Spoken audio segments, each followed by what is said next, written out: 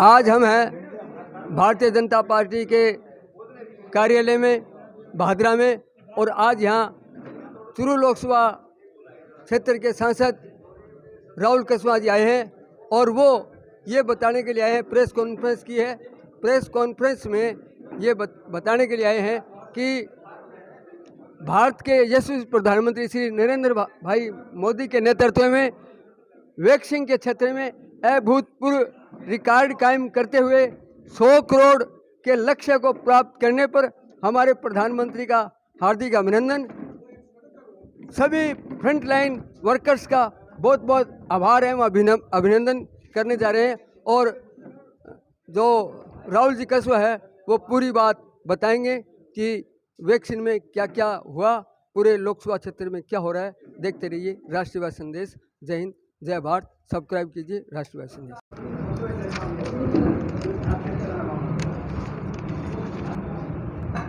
Corona vaccine को लेकर आज हमने ये प्रेस कॉन्फ्रेंस करी है।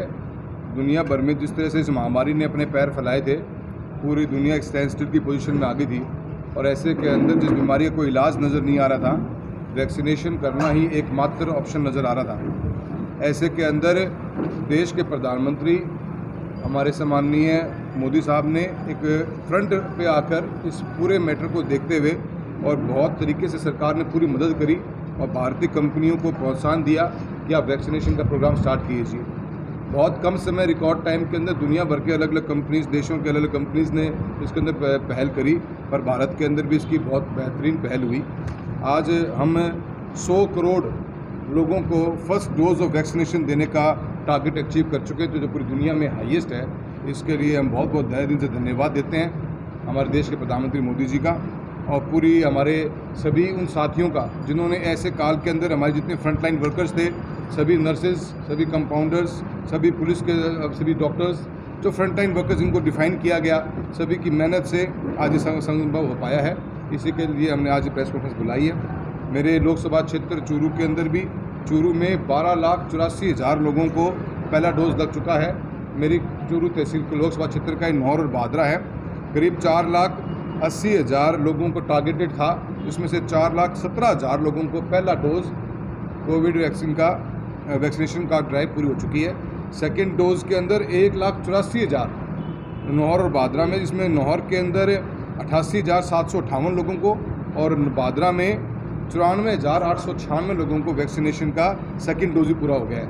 ये एक बहुत बड़ी उपलब्धि इतने कम समय में भारत अपने बलबूते के ऊपर कर पाया है। ये आज तक का रिकॉर्ड हुआ, क्योंकि आज से पहले हम जितनी भी अगर हाई लेवल की वैक्सीनेशन की बात चली तो हमें हमेशा इंटरनेशनल कंट्रीज़ के ऊपर निर्भर होना पड़ा है। पहली दफ़ा देश के प्रधानमंत्री के नेतृत्व में जिस रूप के अंदर देश ने मेक इन इंडिया का प्रोग्राम को आगे बढ़ाया था, उसी रूप में जो गवर्नमेंट ने सपोर्ट किया, तो हमारे प्राइवेट इंस्टीट्यूशंस को, गवर्नमेंट की इंस्टीट्यूशंस को, सभी मंत्रालयों ने जो मेहनत करी, उसका नतीजा ये हुआ कि इतने हाई स्पीड के ऊपर हमारा वैक्सीनेशन ड्राइव पूरा हुआ है।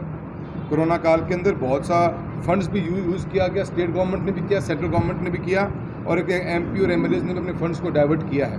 उसी के तहत आज हमारे डिस्ट्रिक्ट में ऐसी पोजीशन हुई है कि आज 0 केस हमारे पास में आए हैं, और आने वाले बहुत कम समय के अंदर हमें मानते हैं कि 100% वैक्सीनेटेड हमारे 18+ की एज के बच्चे सभी लोग हो पाएंगे, और फ्रंट लाइन वर्कर्स को हमने 100% कंप्लीट पूरी लोकसभा क्षेत्र में कर लिया है। इसी के लिए आज हमने प्रेस कॉन्फ्रेंस बुलाई है, जो एक बहुत ही ऐतिहासिक कदम उठाया गया, जिससे इतने फास्ट, इतने कम समय के अंदर करीब 16-17 लाख लोगों को लोकसभा क्षेत्र के अंदर, जो आबादी हमारी 22-24 लाख रुपये के लगभग है, उसमें 16-17 लाख लोगों को हमने वैक्सीनेशन के फर्स्ट डोज के साथ जोड़ दिया है, और लगभग 6.5 लाख लोगों को आसपास, 7 लोगों को आसपास हमने सेकेंड डोज से भी लगभग कंप्लीट कर दिया। इसी के लिए हमने आज ये प्रेस कॉन्फ्रेंस बुलाई है, आप लोगों को इस बारे में बताने के लिए। आपके और भी कोई प्रश्न हो और भी कोई ऐसे मुद्दे हों तो आप इसके बारे में मुझसे पूछें। MP साहब, बच्चों की वैक्सीन के बारे में कुछ बताएं। सरकार ने भी एक स्टेज के ऊपर कोवैक्सीन का भी एक ट्रायल हुआ है, अभी फाइनलाइज स्टेज ऑफ नहीं आई है, उसके आते उसकी शुरुआत भी कर दी जाएगी। अभी हालांकि अभी जो सेकेंड फेज़ थी कोरोना की, वो बिल्कुल डायलूट हो चुकी है। थर्ड फेज़ को देखते हुए जितना ज़्यादा वैक्सीनेशन को हम कवर कर सकते थे 18+ में हमने उसको कवर करने की कोशिश करी है। अब आप देखेंगे कि भादरा में और नौर में हमने 89% टारगेटेड जो हमारा जो उसको हमें वैक्सीनेट करना था उसको हमने अचीव कर लिया है। बच्चों की ट्रायल्स के ऊपर भी जो बहुत जल्द मैं उम्मीद करता हूँ आने की उम्मीद है, और बहुत जल्द उनका भी बच्चों का वैक्सीनेशन का प्रोग्राम भी चलेगा।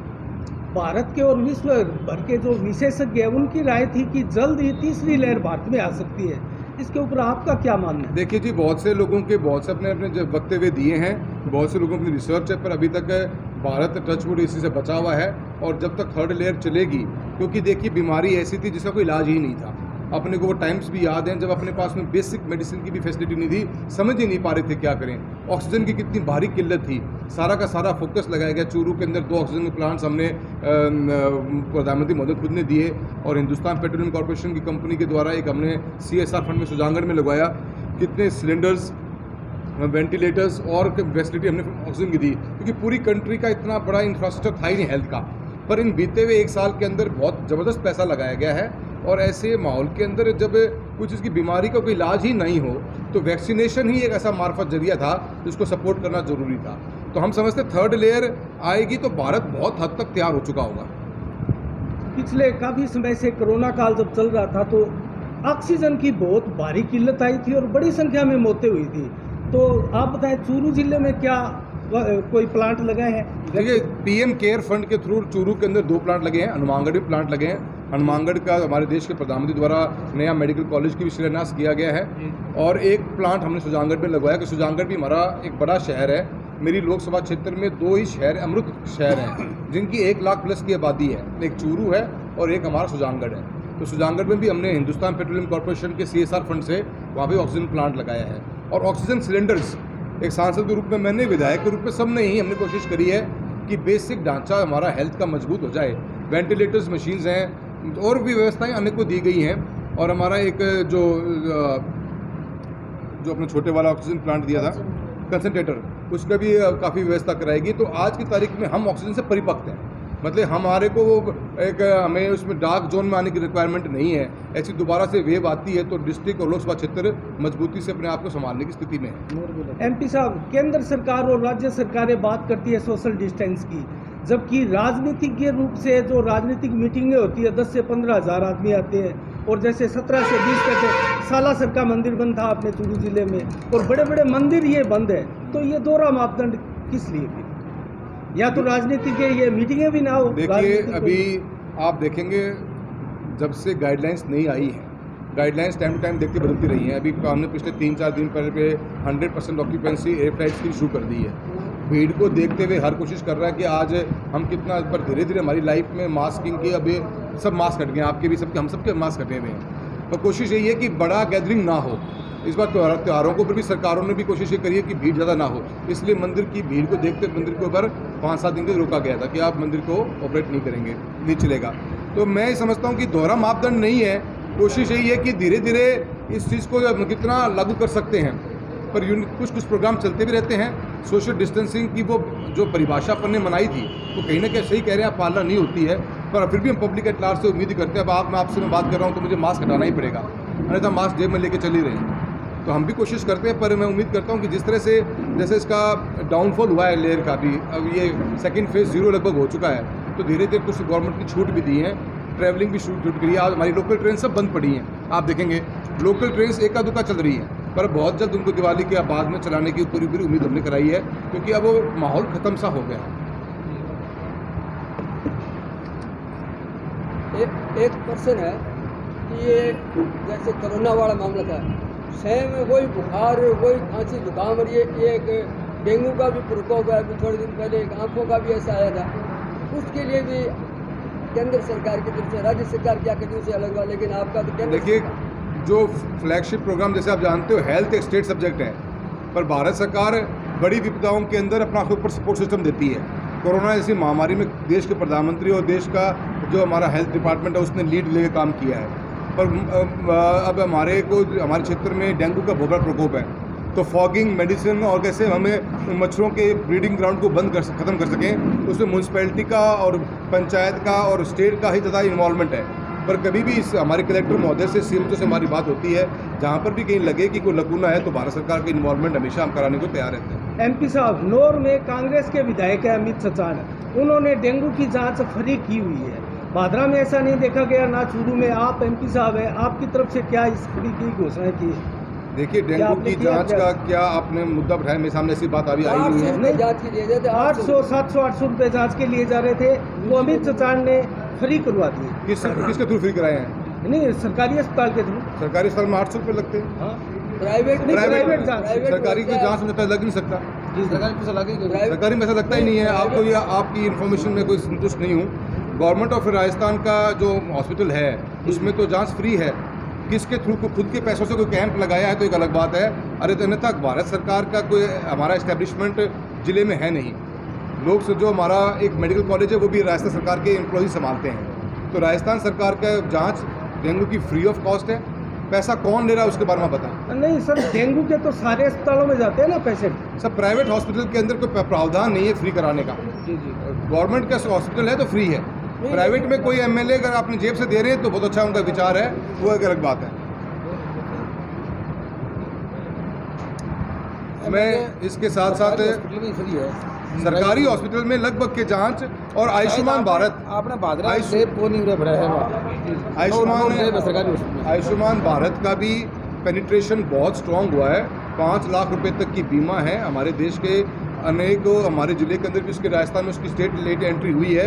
बाकी आज की तारीख में वर्ल्ड के अंदर इससे बड़ी कोई आपको मेडिकल हेल्थ इंश्योरेंस की स्कीम नज़र नहीं आएगी, जहां एक परिवार को आप 5 लाख रुपए तक की बीमा देते हो हेल्थ के ऊपर।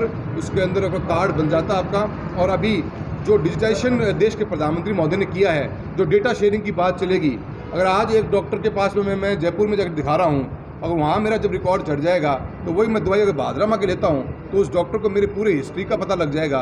ऐसा जैसा इतना बड़ा एक प्रोग्राम जो अपना आप डिजिटलाइजेशन करने का हमने बात करी हेल्थ रिकॉर्ड्स को, ये भी अपना एक यूनिक प्रोग्राम है। गवर्नमेंट ऑफ इंडिया बिल्कुल कंसर्न है आर्टिफिशियल इंटेलिजेंस और ट्रांसपेरेंसी के साथ में नए नए नवाचार लेके हेल्थ सेक्टर में आ रही, ताकि एक आम आदमी का जीवन को हम कैसे बेहतरीन बना सकें।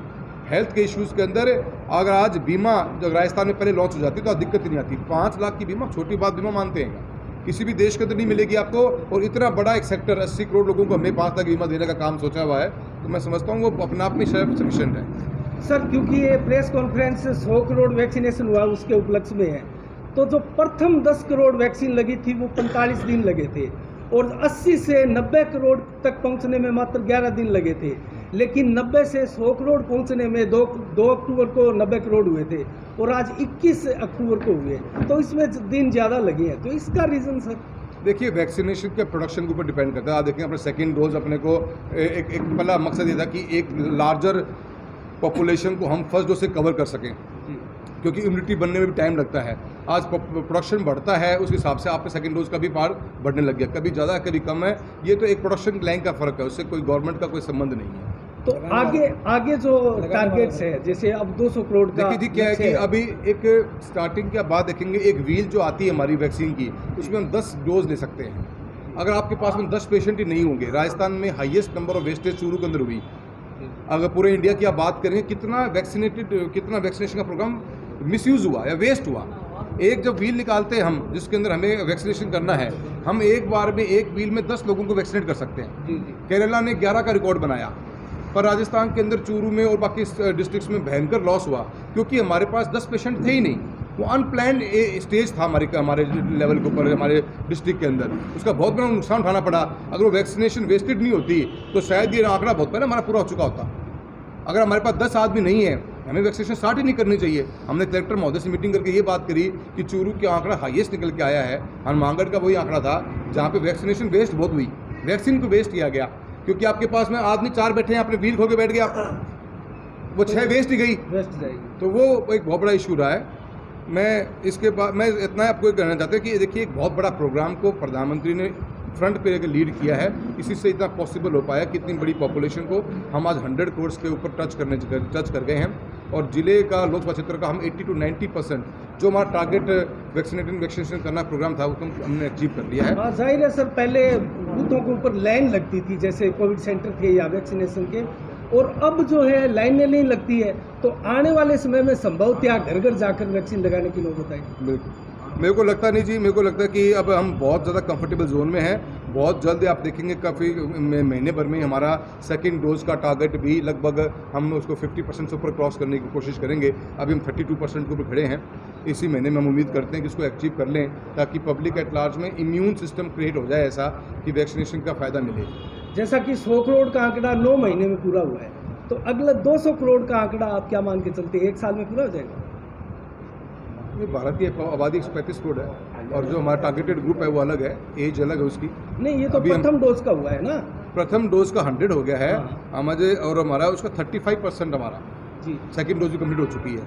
36 करोड़ से ऊपर लोग हमारे जिले के देश के अंदर ऐसे हैं जिनका हमारा सेकंड डोज पूरा हो गया जी, है। जी। और जिले के अंदर 7.5 लोकसभा क्षेत्र की बात करूँगा, जिसमें नौर भादरा शामिल है। 7.5 लाख लोगों का सेकंड डोज पूरा हो चुका है, और 17 लाख लोगों का फर्स्ट डोज, 17 लाख के लगभग है, 16 लाख कुछ है, 17 लाख के लगभग बता रहा हूँ, हमारा फर्स्ट डोज लोकसभा क्षेत्र का पूरा हो चुका है। इसके साथ साथ मैं एक नौहर भादरा में आया हूँ, तो एक बहुत बड़ा मुद्दा वो भी, इसके बारे में दो बातें बोलनी चाहूँगा। 20-21 रबी की जो पेमेंट है किसानों की, उसके बारे में बहुत सी राजनीति चल रही है। हालांकि भारत सरकार ने और राजस्थान सरकार का अपना जो प्रीमियम का हिस्सा था वो बहुत पहले जमा कर दिया गया था, पर बीमा कंपनी ने बाद में उसके ऊपर बहुत सी अनियमितताओं के मुद्दे उठाए, और राजस्थान सरकार के कर्मचारियों ने भी काफ़ी पेपरबाजी करी कि काफ़ी ऐसे किसान हैं जिन्होंने डबल या ट्रिपल ज़मीनें दिखा के उन मुद्दे को उजागर, राजस्थान के एक कृषि अधिकारियों ने उजागर बात करी थी। उन्होंने अपना मुद्दा कृषि जो कमिश्नर, एग्रीकल्चर कमिश्नर उनका आगे रखा, बीमा कंपनियों ने वहाँ से खारिज हो गया। मेरी आज भी बात हुई है अधिकारियों से दिल्ली के अंदर। आने वाले 10 से 15 दिन के अंदर उम्मीद करते हैं हम कि लोगों का बीमा क्लेम उनको डिस्ट्रीब्यूट हो जाएगा। जो 650 करोड़ के लगभग नौहर भादरा और रावतसर की कुछ गाँवों का बनता है, जो अपने आप में एक हिस्टोरिक क्लेम है, और जिनके बारे में कंपनी को शिकायत है, उनके मन में कोई संदेह है, उनके खिलाफ में वो अपने हिसाब से अलग से कार्रवाई करेंगे, पर उसके चक्कर में आम किसान को क्लेम रोकने का काम नहीं किया जाएगा। तो मुझे उम्मीद है कि बहुत जल्द मैं सभी मेरे नौहर भादरा और रावतसर के साथियों से निवेदन करना चाहता हूँ, किसी भी राजनीति का शिकार ना बने और चंदा जीवियों से बच कर रहें। आपका बीमा बहुत जल्द आपके पास में पहुँचेगा। मैं ये चंदा जीवी शब्द इसलिए बार-बार इस्तेमाल करता हूँ कि प्रजातंत्र की सबसे बड़ी हार है कि किसान जो भोला है, मजबूत तो है, पर भोलेपन का फ़ायदा उठा के कुछ लोग उसी की स्कीम का, उसी से पैसा ऐंठने का काम करते हैं। ये बहुत ही शर्मनाक बात है। आप किसान की मदद कीजिए, आगे आइए। योजना हिंदुस्तान के लिए बनी थी, प्रधानमंत्री फसल बीमा योजना, उसकी योजना का इस्तेमाल हर जगह अलग अलग तरीके से होगा। जब स्टार्टिंग में आई थी तो अलग जगह लोगों ने देखा, कई लोगों को आज यूपी में, बिहार में, झारखंड, उड़ीसा, ऐसे कई स्टेट है जहाँ पे उन लोगों को शायद इस योजना की जरूरत नहीं पड़ती हो, पर ये वेदर बेस्ड है, मौसम आधारित बीमा है, जिसका सबसे ज़्यादा इम्पैक्ट हमारी लोकसभा क्षेत्र चूरू में पड़ता है। और हिंदुस्तान का टॉप 3 डिस्ट्रिक्टों में हमारा नाम आता है, जहाँ पे हमने इस बार भी 1100 करोड़ से ऊपर का क्लेम 20-21 के अंदर लिया। किसी की जेब की ये पॉलिसी नहीं है। जब स्कीम इतनी बड़ी होती है तो इसमें कुछ कमियां भी हो सकती हैं, उसके लागू करने भी कमियां हो सकती हैं। आज छोटा किसान की परिभाषा है, पर क्या वो राजस्थान में छोटे किसान की परिभाषा चल सकती है क्या? हमारे पास 90% ऐसे लोग हैं जिनके पास 7 हेक्टेयर तक की ज़मीन है। यूपी में इतने 90% लोग ऐसे हैं जिनके पास 2-2 एकड़ की ज़मीन है। तो क्षेत्रफल बड़ा है चूरू राजस्थान का, तो उसकी हमारी समस्या अलग हैं, उनकी समस्या अलग हैं। समस्याएं हैं, उनका समाधान के लिए हर वर्ग आगे आए, तहे दिल से धन्यवाद करते हैं उनका, आगे बढ़ते हैं, उनकी मदद भी की जानी चाहिए। और ऐसे मुद्दे, या चाहे विधायक के महोदय के रूप में विधायक साहब बैठे हैं और MP ग्रुप में मैं हूँ, हमारा काम है सही जगह पर मुद्दों को उठाना और उन समस्याओं को सुलझाना। पर हमारा काम ये नहीं है कि किसान से चंदा लेके चल पड़े। ये चंदा जीवियों से मेरे बचने के लिए मैं आह्वान करता हूँ, मदद सब करिए, सबका योगदान की जरूरत है, पर चंदा जीवी। सर, आपका इशारा क्या भादरा विधायक की तरफ है? मेरा इशारा चंदा जीवियों के ऊपर है। क्या आप मानते हैं विधायक चंदा जीवी हैं? नहीं सर, आपने किसानों की बहुत बढ़िया बात की है। मैं एक सवाल आपसे पूछना चाहूँगा, पेट्रोल डीजल के लगातार दाम बढ़ रहे हैं, आपने कितने दिनों तक संसद में आवाज़ उठाई है, कितनी बार आवाज़? देखिए, पेट्रोल, मेरी लोकसभा को चले हुए आज 4 महीने हो गए। पेट्रोल डीजल का इंटरनेशनल मार्केट के साथ जुड़ाव है। ऑयल कंपनी, मार्केटिंग कंपनी जितनी भारत में हैं, उन सबको आज से 6 साल पहले ही फ्री कर दिया गया था। जो इंटरनेशनल क्रूड का प्राइस चलेगा उस हिसाब से ये इसके रेट बढ़ेंगी घटेंगी। भारत सरकार ने आज की तारीख में सभी हमारे जितने भी हमारे उत्पादन होते हैं सबको अपनी GST में शामिल कर रखा है। स्टेट गवर्नमेंट का भी टैक्स है इसमें और सेंट्रल गवर्नमेंट का भी टैक्स है। दोनों स्टेट्स और सेंटर इसकी बराबर चलते हैं। आज भी बहुत सारे स्टेट्स एग्री नहीं करते कि GST के अंदर लिकर को, अल्कोहल को और पेट्रोलियम प्रोडक्ट्स को लाया जाए। जिस दिन वो आ जाएगा तो रेट स्टेबलाइज होने का काम करेंगी। अभी इंटरनेशनली जुड़ाव उसका हो चुका है।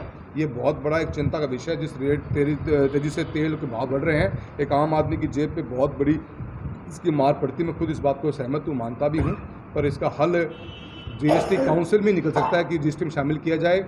और कैसे, क्योंकि आज प्राइवेटाइजेशन कंपनियों को फ्री हैंड कर रखा है, डॉलर बढ़ रहा है, रेट क्रूड की रेट बढ़ रही है, वो अपने मार्केट रेट बढ़ जाती है। तो हम उम्मीद करते हैं कि दोनों स्टेट और सेंटर मिलकर इसका समाधान करेंगे, क्योंकि आज की तारीख में ये इक्वल शेयर में जाता है। कहीं ना कहीं 50+ स्टेट्स के पास जाता है, 50 माइनस ही सेंट्रल गवर्नमेंट के पास में इसका रेवेन्यू कलेक्शन आता है। सर, आपका परिवार दशकों से राजनीति में है और आपने देखा भी होगा कि किस प्रकार से सेंटर सरकारें पेट्रोल डीजल में बह गई, तो क्या मोदी सरकार भी इस तरह बह सकती है? अगर देखिए, आज की तारीख में आज कोई चीज़ मार्केट के ब्याह पे चलती है, उसके अंदर अपन कुछ भी नहीं कर सकते हैं। कुछ चीज़ों के भाव दाम बढ़ते हैं, किसी चीज़ का दाम घटते हैं, पर आज की तारीख में टैक्स कलेक्शन के ऊपर कैसे कंट्रोल किया जाए, तो उसको जीएसटी में लाने का ही काम है। ये सरकारों की बात नहीं है। क्या आज जनता जानती नहीं है कि अगर 10 रुपये का अगर हम टैक्स वसूल कर रहे हैं तो 6 रुपये स्टेट गवर्नमेंट लेके जा रही है? क्या राजस्थान का टैक्स हाईएस्ट नहीं है पूरे इंडिया के अंदर? ये हम जानते नहीं क्या? तो जनता का अगर यही तर्ज के ऊपर जनता नहीं है, जनता डेवलपमेंट भी देखेगी। तो जनता कांग्रेस सरकारें नहीं मान रही है जीएसटी में लाने के लिए? सभी मैं किसी इसके ऊपर राजनीति करना चाहता। ये सब्जेक्ट स्टेट और सेंटर के बीच का है। दोनों स्टेट और सेंटर जीएसटी काउंसिल में जिस दिन फैसला करेंगे कि ये जीएसटी में आएगा प्रोडक्ट ये, तो मैं उम्मीद करता हूँ रेट स्टेबलाइज होगी। सांसद महोदय, एक बात पूछना चाहता हूँ मैं कि ये जो गैस सिलेंडर है ये आज 900 से ऊपर जाने जा रहा है, और सब्सिडी मिलती थी पहले, अब सब्सिडी भी मिल रही है, वो भी 50 रुपये भी पूरे नहीं मिलते, तो ये 49 ही मिलते हैं शायद। तो ये सब गैस सिलेंडर में हम फ्री दे रहे थे, मतलब भाजपा सरकार मान लीजिए या मोदी जी की तरफ से मान लीजिए, एक तरफ तो हम फ्री दे रहे थे, और आज पोजीशन ये हो गई कि वो गैस सिलेंडर भी इतने महंगे हो गए कि वो लकड़ियों से भी महंगे हो गए। तो नहीं, आप गैस को लकड़ियों से साथ कंपेयर ना करें जंगा साहब। पहली बात तो आपसे ये निवेदन है। दूसरी बात मैं ये कहना चाहता हूँ कि भारत सरकार के, जब मोदी सरकार देश के अंदर आई थी 2014 के अंदर, एक फैसला लिया गया था ट्रांसपेरेंसी, करप्शन फ्री हिंदुस्तान बना के देंगे। आपको पता होना चाहिए, जिस दिन से हमने एलपीजी सिलेंडर कनेक्शन को हमने आधार के साथ जब लिंक किया था, तो हिंदुस्तान के अंदर 1 करोड़ प्लस ऐसे खाते थे जो डबल से ट्रिपल अपने अकाउंट खोले बैठे हुए थे। उनसे हिंदुस्तान के अंदर तो 10 से 15 हज़ार करोड़ रुपए का जो रेवेन्यू बचा, तो सब्सिडी वेस्ट जारी थी, उसी के तर्ज पे गवर्नमेंट ऑफ इंडिया ने एक प्लान चलाया कि हर घर तक सिलेंडर पहुंचना चाहिए। उसमें सिलेंडर की कॉस्ट को भी सब्सिडाइज किया गया था, और फ्री ऑफ कॉस्ट बीपीएल परिवार के लोगों को और अन्य लोगों को, महिलाओं के नाम के ऊपर कनेक्शन दिया गया। वो जीवन नर्क हो जाता है जब आप चूल्हे से आग लगा कर खाना बनाते हो। अब उसके बाद जो मैंने बात आपको बताई, ये सभी चीज़ें जीएसटी काउंसिल के मार्फत से अगर स्टेट और सेंटर इसको, सेंटर 100% तैयार है। हमारे वित्त मंत्री का पार्लियामेंट के फ्लोर पे, हाउस के ऊपर पे स्टेटमेंट दिया गया है कि भारत सरकार कंप्लीटली तैयार है, स्टेट गवर्नमेंट तैयार हो जाएंगी, कुछ दिन जीएसटी में शामिल हो जाएगा, तो रेट स्टेबलाइज हो जाएंगे। ये गैस सिलेंडर भी जीएसटी में शामिल नहीं? सब अभी दिए जी, अभी होना है। पेट्रोलियम प्रोडक्ट सारे हैं और अल्कोहल, 2 चीज़ें स्टेट गवर्नमेंट्स आज भी एडमेंट रही हैं, वो मानी नहीं है इस बात को लेकर। धन्यवाद। धन्यवाद सभी का।